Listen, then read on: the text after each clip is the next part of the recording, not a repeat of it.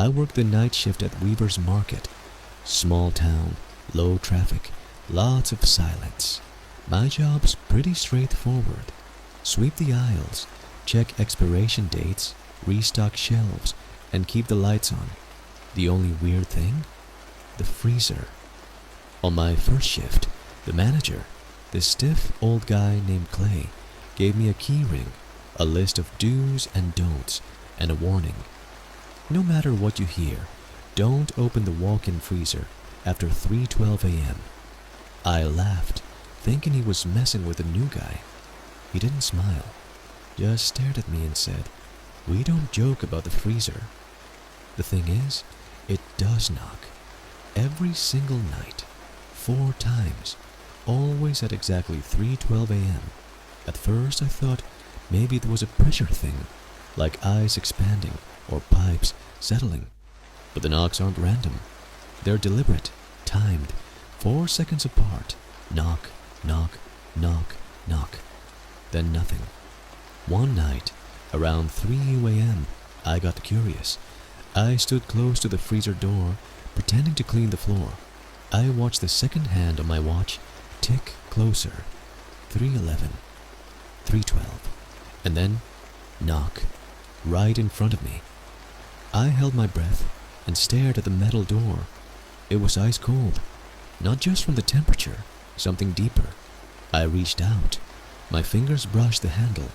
Then came a whisper. I swear I heard it from inside, muffled but clear. "It's your turn now." I jerked my hand back like I'd been burned. The next morning I told Clay. He didn't look surprised. He just leaned forward and said, "If it opened for you, it means it liked you. That doesn't happen often." That scared me more than anything. It liked me? I told myself I'd keep my distance. But last night, I slipped up. I was wheeling a cart of frozen goods back when I heard it. Creak. The freezer door had opened. Just a crack. A mist of cold air spilled out into the aisle. I froze, literally. The air was so cold it made my skin sting. Then I noticed something on the ground. Wet footprints. Bare, human, leading out of the freezer.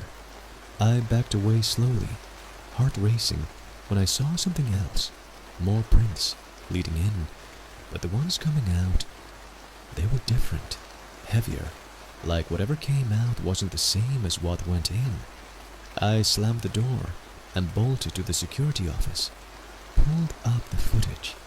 What I saw made my stomach drop.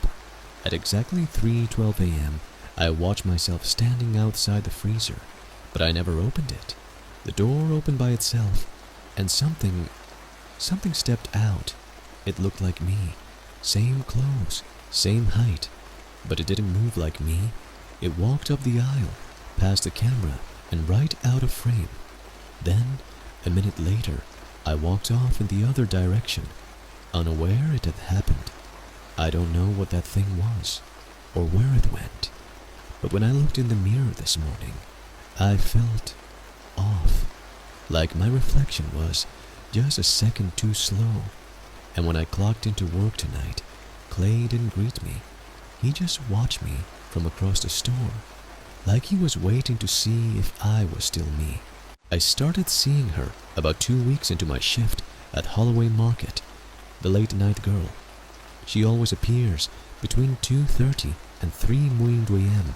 in aisle 6, red coat, black hair and pigtails, silent, never interacts, never buys anything, just walks the aisle slowly with a can of green beans in her hand. I thought maybe she was just a lonely kid whose parents worked late. But here's the thing, the mirrors don't show her.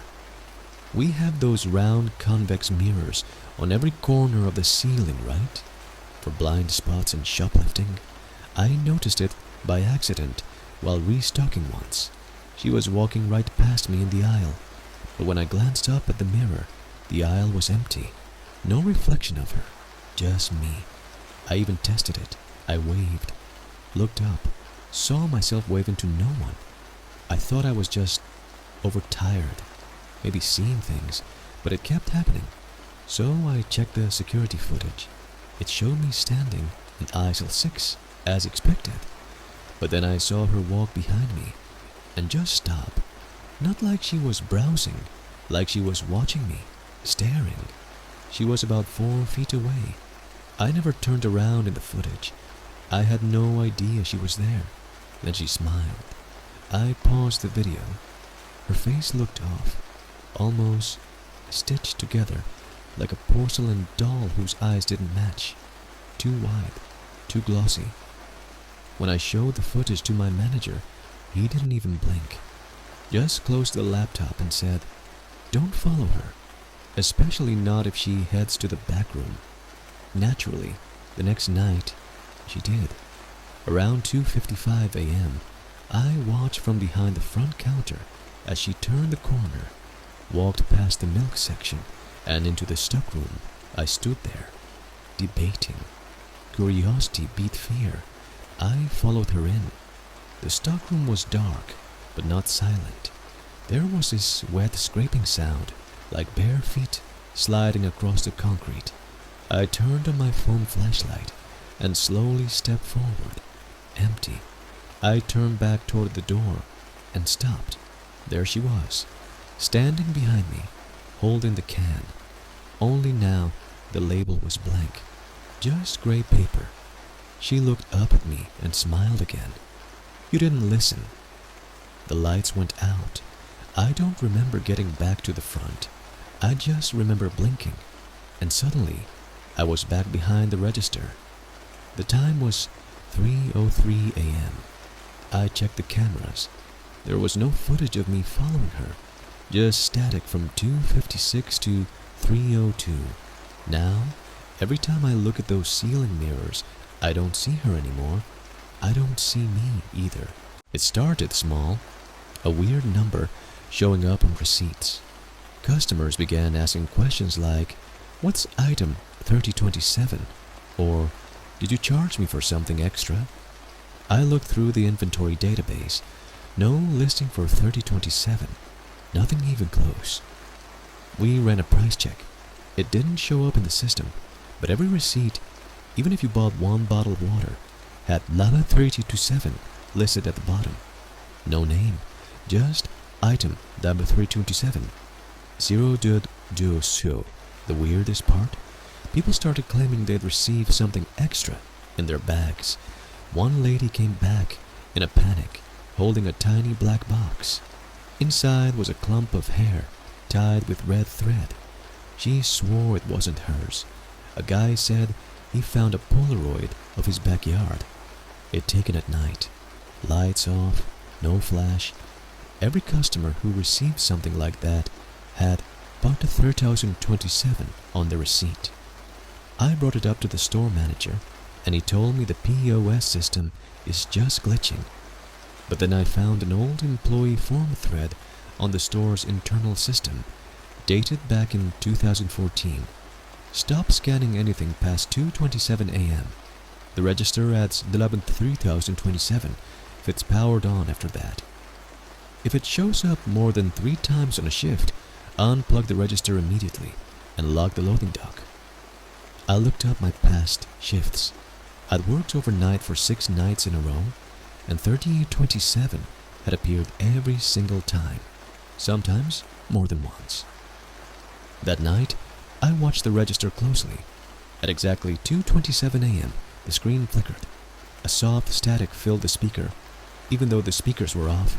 Then, without anyone touching it, the register beeped and printed a receipt. Just one item. 3027. Delivered. The receipt was blank except for the words "check the freezer." I didn't want to, but something compelled me. The freezer was empty except for one brown paper bag soaked through with something dark and sticky. Inside, a VHS tape, no label, and a receipt tucked in the back with my name on it.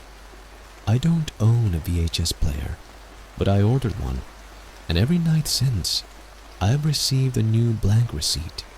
But now, they say, play the tape.